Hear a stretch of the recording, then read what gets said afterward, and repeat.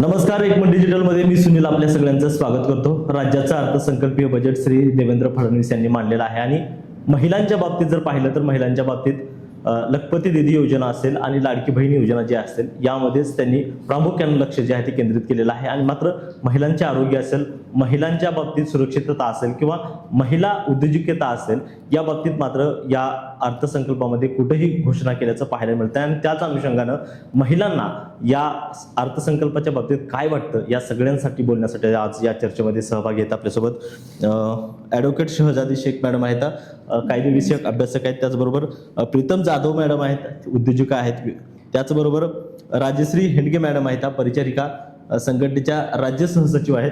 खरं तर सगळ्यांचं या चर्चेमध्ये स्वागत आहे। आज राज्याचा अर्थसंकल्पीय बजेट जे आहे ते सादर झालेलं आहे।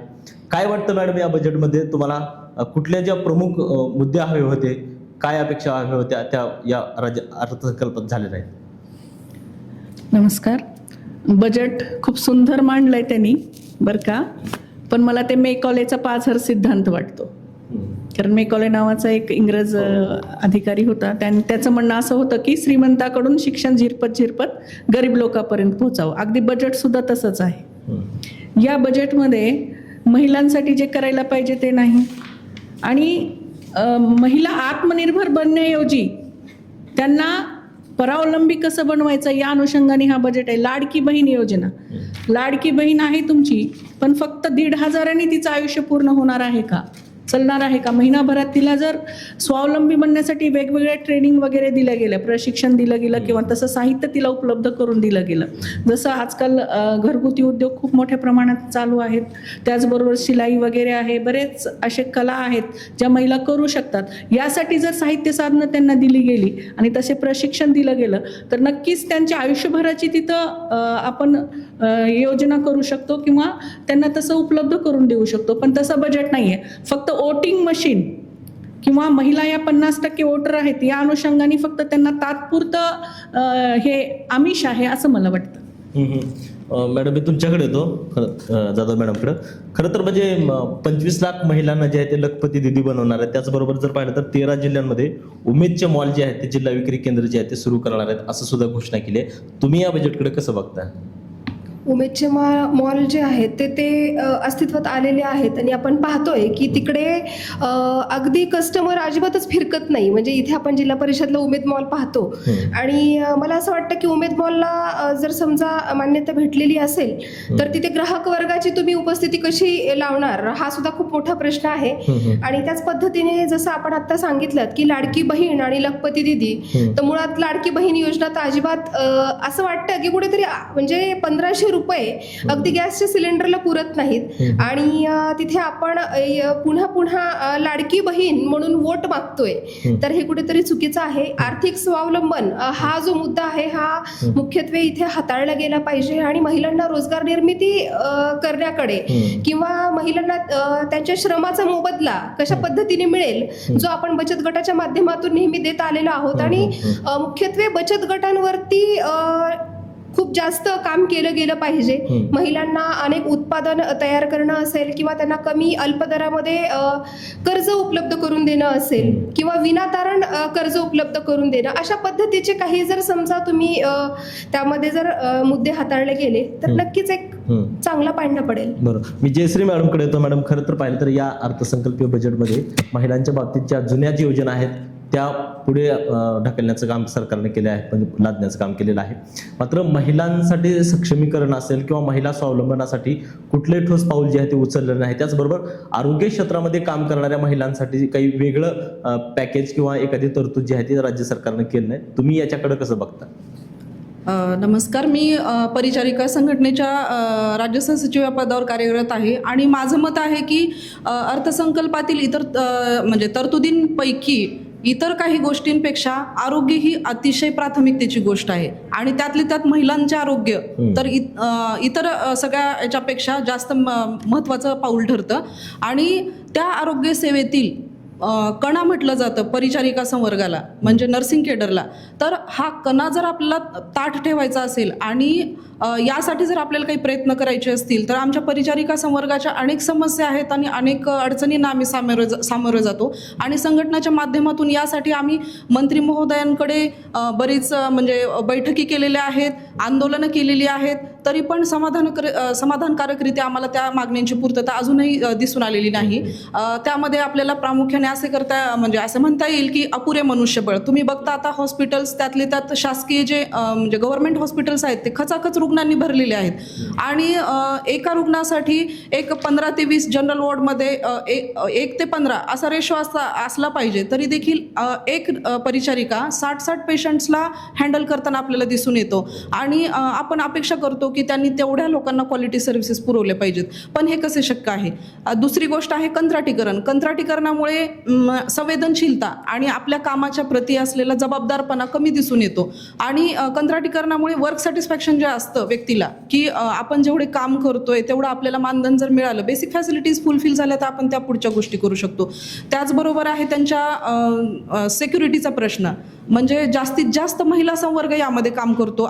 म्हणजे नर्सिंग केडरमध्ये 90% स्त्रीप्रधान हा संवर्ग आहे आणि यांच्या सुरक्षिततेचा प्रश्न हमखास भेडसावतो. याच्या अगोदर आपण न्यूजमध्ये वगैरे अमरावतीचे आणि परभणीचे हल्ले परिचारिकांवर झालेले हे बघितले असतील, तर इतकी भयावह परिस्थिती आहे की त्यांचं त्यामध्ये काही दोष नसताना केवळ जमावाचा प्रक्षोभ त्यांना अंगावर घ्यावा लागतो. मग यांच्या सिक्युरिटीचं काय, तर त्यासाठी मला असं वाटतं की या तरतुदीमधून या गोष्टीवर पण फोकस केलं पाहिजे की सशस्त्र सिक्युरिटी गार्ड आपण वेगवेगळ्या हॉस्पिटल्सच्या ॲटलिस्ट मोठ्या हॉस्पिटलच्या ठिकाणी तर आपण तरतूद करू शकतो. त्याचबरोबर महिलांना ज्या बेसिक फॅसिलिटी आहेत नर्सेसला, वॉशरूम आहे, चेंजिंग रूम आहे, कारण इतर सगळ्या ड्युट्या डे टाईमच्या आहेत आणि इथे शिफ्ट वाईज ड्युट्या आहेत, इव्हिनिंग आहे, नाईट ड्युटी आहे आणि अशा वेळेला चेंजिंग रूम असणं, वॉशरूम फॅसिलिटी असणं हे अत्यंत निकडाची गरज आहे. त्याचबरोबर इन्फ्रास्ट्रक्चरमध्ये जर आपण बोलायला गेलं तर बरेच हॉस्पिटल्सचे बांधकाम नाही.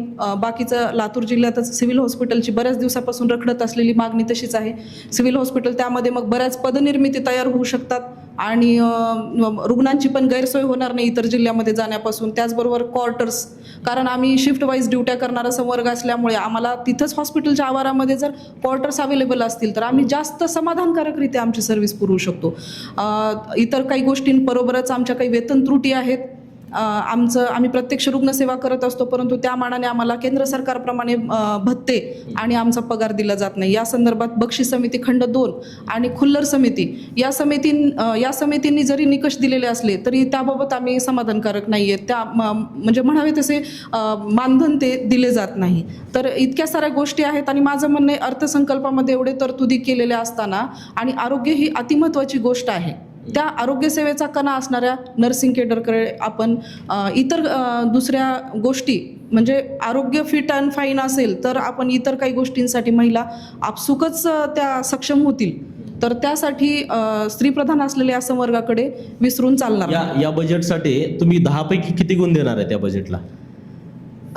म्हणजे त्यांनी म्हणजे त्यांच्या दृष्टीने विचार करून त्यांना म्हणजे मला असं वाटतं की ते स्वावलंबनाचा विषय थोडा कमीच आहे त्याच्यामध्ये. म्हणजे त्यांना आरोग्यावर फोकस केलं, त्यांची बेसिक फॅसिलिटी लक्षात घेतली पाहिजे, ना की तुम्हाला त्या म्हणजे कुठल्या तरी स्कीम देऊन तुम्हाला त्यांना खुश करायचं आहे. त्यापेक्षा म्हणजे त्यांच्या बेसिक ह्याच्यावर लक्ष दिलं पाहिजे, जसं आरोग्य आहे, शिक्षण आहे, मॅडम म्हटल्याप्रमाणे एक स्वावलंबनाचे जसे बचत गट किंवा काय इकॉनॉमिक्सवर आपण भर देऊ शकतो.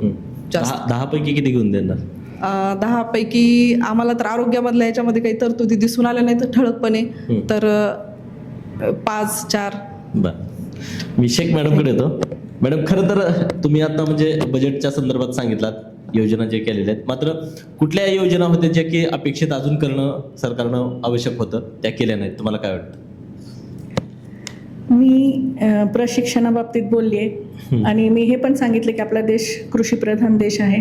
कृषीप्रधान देशामध्ये आपल्याकडे फक्त फळ प्रक्रिया किंवा फूड प्रोसेसिंग जर सुरू झाली आणि महिलांनी त्याच्यात सहभाग घेतला आणि शेतकऱ्यांचा आणि महिलांचं जर जुगाड झालं, दोघांचं जर पार्टनरशिपमध्ये जरी त्यांनी काम केलं गटकार्य केलं हो. तर बरंच काही याच्यामध्ये साध्य होऊ शकतं. एकतर शेतकऱ्यांना त्यांच्या मालाचा मोबदला मिळू शकतो आणि महिलांना सुद्धा त्याच्यामध्ये बरंच काही मिळू शकतं. त्याचबरोबर बरेच कुक्कुटपालन वगैरे वगैरे आपल्याकडे बघतो आपण की योजना बऱ्याच आहेत परंतु त्यांच्यापर्यंत पोहोचलेल्या नाहीत. मग त्या का पोहोचल्या नाहीत याचं फीडबॅक घेणं सुद्धा त्यांचं काम आहे. त्यासाठी वेगवेगळे ऑफिसर्स सुद्धा त्यांनी नेमणं गरजेचं आहे आणि ते न पोहोचण्याचं कारण आणि कसं पोहोचेल याबाबत कारवाई करणं गरजेचं आहे.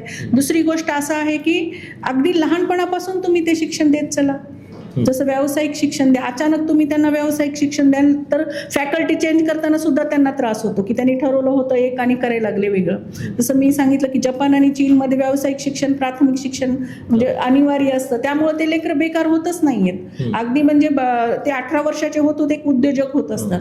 त्यांनी नोकरी जरी नाही केली किंवा पुढची वेगळी फॅकल्टी जरी नाही केली तर ते एक चांगला व्यवसाय उभारू शकतात. आणि आपण बघतोय अगदी छोट्या छोट्या शहरात सुद्धा मेड इन जपान आणि की महिलांसाठी नेमकं या मी तेच सांगते की महिलांसाठी अशा प्रकारच्या शिक्षणाचं पहिलीपासून तुम्ही योजना त्या आखा तसं शिक्षण तुम्ही द्या. त्याचबरोबर आता पुढं इथून पुढं आपण बघतोय की प्रधानमंत्री प्रशिक्षण योजना आहे, त्यानंतर मुख्यमंत्री प्रशिक्षण योजना आहे, पण ते फक्त काही लोकांनीच त्याचा लाभ घेतलाय सर. कारण तुम्ही जर प्रत्यक्षात जाऊन बघितलं तर ऍडमिशन तिथं नसतातच, फक्त बिल घेतले जातात ऍडमिशन दाखवून. मग हे तुम्ही कधी पाठपुरावा करणार आहात? म्हणजे जनतेने एवढ्या मेहनतीने कमवलेल्या बजेटवर तुम्ही म्हणजे पैशावरती तुम्ही बजेट निर्माण करताय, सादर करताय, पण तो बजेट त्या लोकांपर्यंत पोहोचत नाही आणि काहीच लोकांपर्यंत का पोहोचते. म्हणूनच मी पाझर सिद्धांत सांगितला.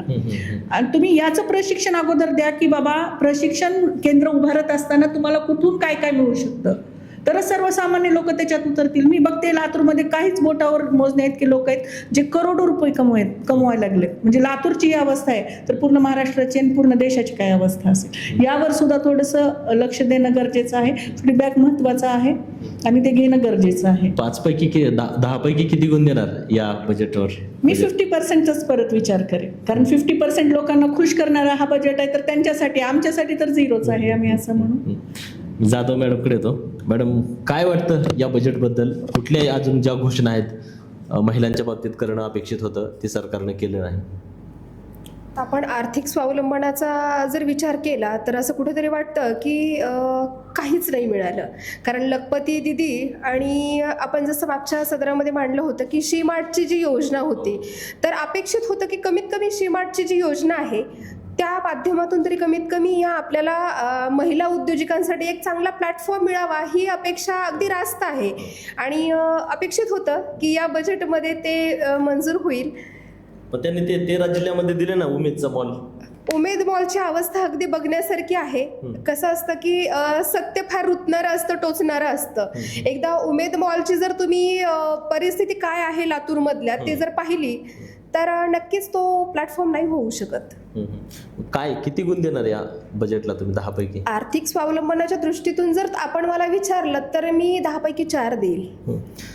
एकूण जर पाहिलं तर या बजेटच्या अनुषंगानं महिला सक्षमीकरण, महिला बळकटीकरणासाठी जे आहे ते सरकारनं कुठलेही ठोस पावलं जी आहे ते उचलले नाहीत.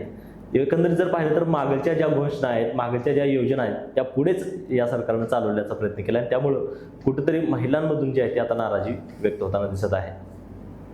या चर्चेमध्ये इथंच थांबतोय. धन्यवाद.